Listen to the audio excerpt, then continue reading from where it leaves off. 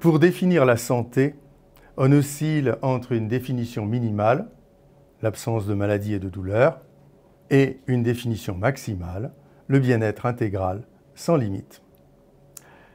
Une personne aveugle ou handicapée mentale ou mutilée peut bien être en bonne santé au sens minimal du mot, mais au moins inconsciemment, nous hésitons à définir la santé en faisant abstraction des gènes matériels et des souffrances morales. Pour comprendre l'oscillation, il faut méditer sur le rapport entre l'éthique et la médecine. Je ne parle pas ici de l'éthique médicale, mais des causes des maladies. Je n'aime pas le moralisme, mais le fait est que nous nous rendons malades nous-mêmes par notre façon de vivre. Excès en matière d'alimentation, d'alcool, de tabac, gaspillage de temps au détriment du sommeil, vie sans exercice physique, imprudence des conducteurs, maladies sexuellement transmissibles, sans même parler des stupéfiants. Les individus sont souvent responsables de leurs propres maux, mais souvent aussi victimes. La plupart des famines dans l'histoire sont dues à la guerre ou à une volonté génocidaire.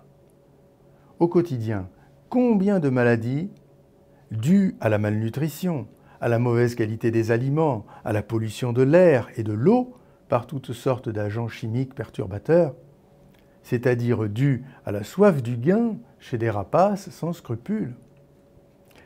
Notre économie et notre rythme de vie, structurés souvent à partir d'un manque de sagesse collective, se traduisent par un stress, une fatigue qui nuisent à la santé.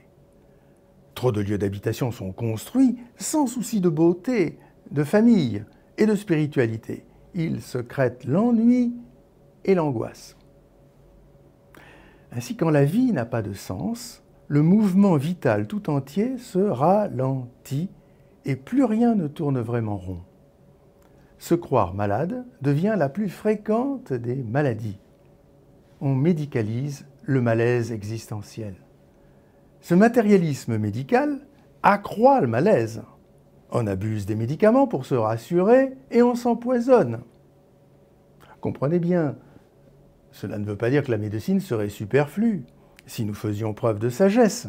Mais la politique de santé et la science médicale sont coupables d'hypocrisie et frappées d'un degré significatif de non-scientificité quand elles font abstraction du lien entre la sagesse et la vie, dont le premier fruit est précisément la santé.